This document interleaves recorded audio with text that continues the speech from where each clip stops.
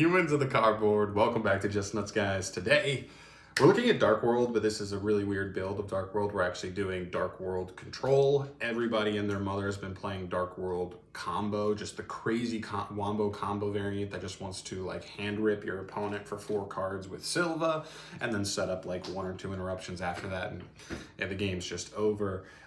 Not really opting for that. I'm actually opting for a more old school style. This is actually how Dark World used to be played. It was more of a control deck. You played some traps. You got value off discarding the Dark Worlds.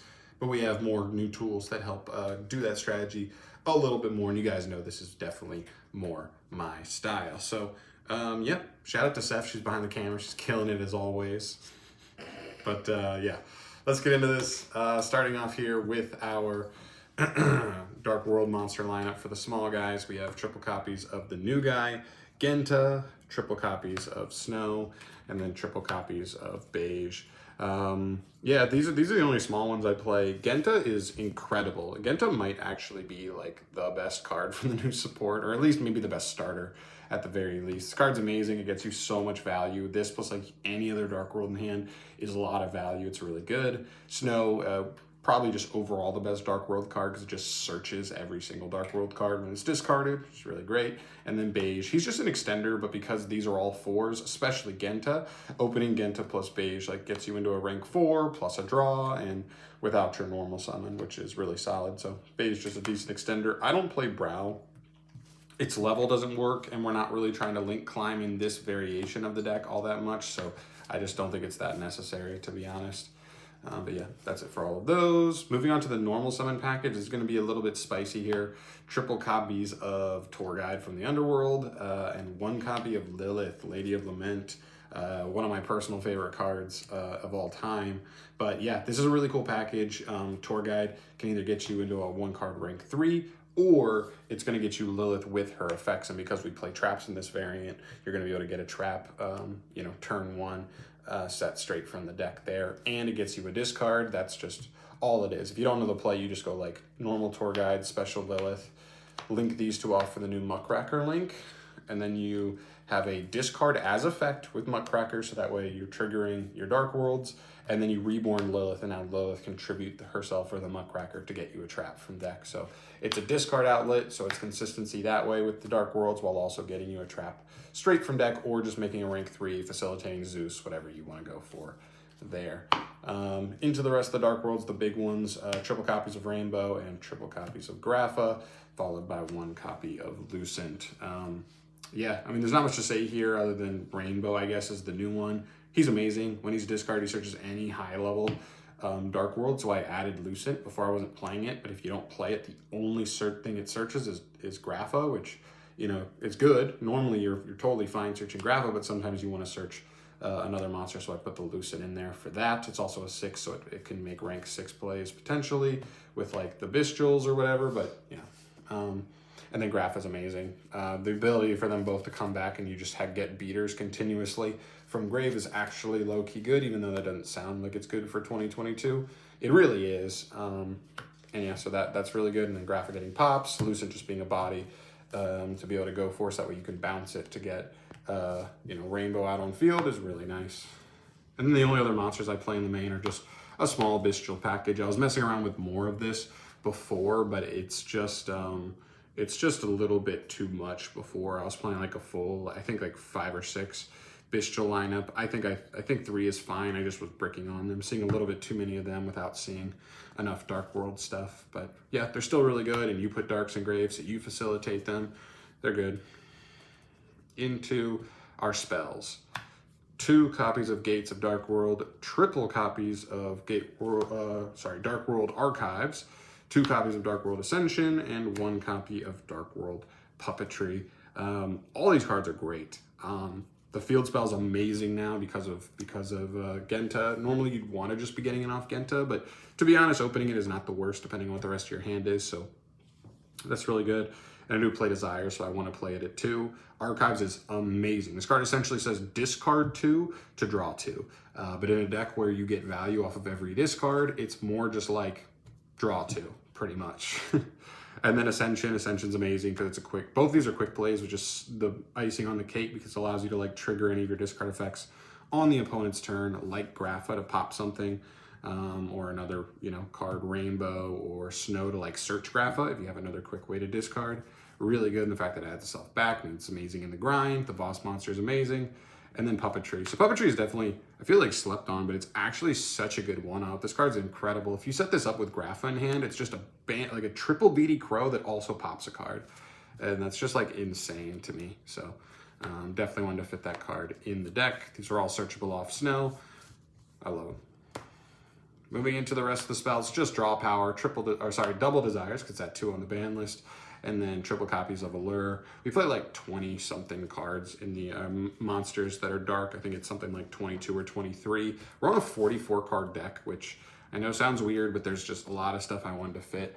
And so, yeah, and it's all, I think, like ratio wise, it all works out. It's not really a huge issue, but there's probably some small adjustments you can make if you want to, get closer to 40. But yeah, I mean, Allure feels necessary just because the one problem with this deck is definitely like consistency, because Dark Worlds just have that inherent flaw that like Light Sworns have, where it's like you have discard cards and you have cards that want to be discarded. You don't want to see all one or the other. You want to see a healthy dose of both. And if you don't see both, it's not good either way, depending on which one you see more. You just want to see like 2 or 3 of each. So yeah, like that's the one thing you're trying to balance with the draw power. Then we get to the traps. My personal favorite part of the deck, triple Dynamiscus, because it's a banish that's really good, that triggers all of the Dark World monsters. Ice Dragon's Prison, just another solid generic trap. 1 skill drain, and then 1 Dark World punishment. Yeah, I mean, this is pretty, kind of staple for a deck like this, you would probably assume. Skill drain's amazing because this deck doesn't really do a lot of stuff on the field as far as their monsters are concerned. You can super easily put up a Grapha or a Rainbow, so really big beaters under skill drain, and you could just play beatdown, which is insanely good. And then punishment, just another interruption target, depending on the deck you play against. Like Flunder doesn't really care about puppetry, so being able to grab this instead can be really clutch in matchups like that. And then Ice Dragon's Prison. Pretty much a long story short, when I decided to put Lilith in the deck, just 3 normal traps isn't enough. I wanted another 2 of, just to add in, so that way we could definitely resolve Lilith once or twice. And yeah, we just ended up with these. You could definitely, I definitely would keep Dynamiscus. This card's phenomenal in the deck, but then when I look at this, and this can definitely change depending on the format. I think it's okay right now, but there wasn't another normal trap I felt super, super strong about. This could be Imperm, this could be Daruma Cannon, this could be, Terrors of the Overroot, anything like that. Honestly, whatever you feel strongly, I guess the most strong about, as far as normal traps go. But post side, you can definitely side stuff like Dimensional Barrier or different dimension ground, and just have more tailored traps that you can just get, a little bit more consistently because of that Lilith play. It's pretty cool. But yeah, that's it for the main deck. 44 cards, like I said before. Moving on from there, we get to the extra deck. 2 copies of Grapha. The new Grapha, this card's amazing. You got to play at least 2 because Ascension adds itself back, so you want to have at least a second way to resolve it. In fact, I'd almost consider a third, but space is actually a little tighter here in the extra deck than I would have expected for a control variant, but it is what it is. This card's amazing. It's a monster or normal spell or trap negate by pretty much making you discard a card, but triggering your a bunch of your really good card effects, which is awesome. 1 copy of Muckracker, 1 the Dark Charmer, 1 Unicorn, and 1 Underworld Goddess for your link package. Muckracker is the most important one here by far because it discards as effect. You can get stuff like Lilith back, you can get one of the beaters back. It helps you facilitate Underworld Goddess if you need to out something annoying.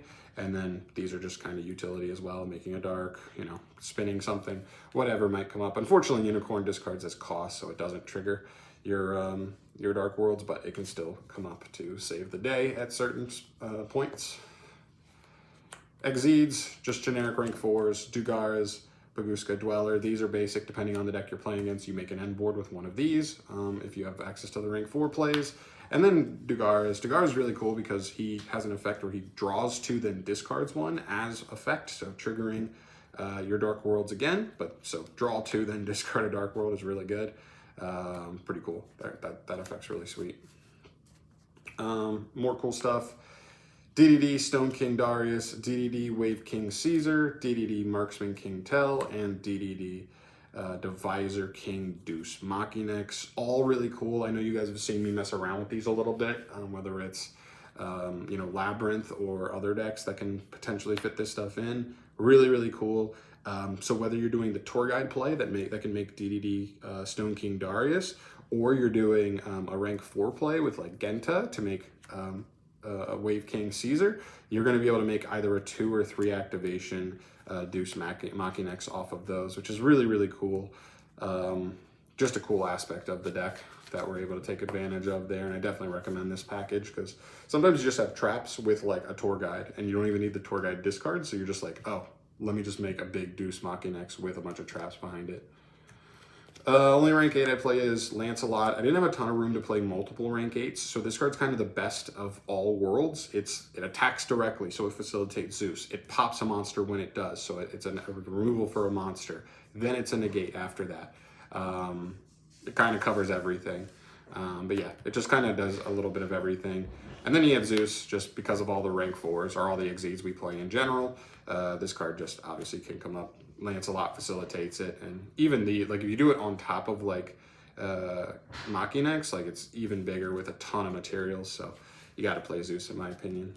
But yeah, that's pretty much it. It's a really cool style. I was kind of surprised that I didn't see like literally anybody messing around with the control build, because that used to be the best way to play it. Everybody's just super excited with the Wombo combo variant, but to me that variant's just like so weak to hand traps like Bestials and a lot of what like the tier hand traps can do to them. So either way, I think in the format, neither version is great, just because tier is just so dominant versus a deck like this. But I do think if tier got hit on the next ban list, like, and we went back to a format where like Sprite is really dominant, I think this card could definitely, or this deck could definitely function pretty highly in a format like that versus stuff like Flunder and Sprite. But yeah, those are just my overall thoughts here. It's a really cool deck. Definitely let me know your thoughts down below. You know, I'm just one guy building these decks on my own, so I'd love to hear your thoughts as far as any subtle changes you might make to the list. I definitely am all ears there, so let me know what you're thinking. But I'm out of here for today. Thank you so much for watching, guys. I'll catch you in the next video. Peace. Peace.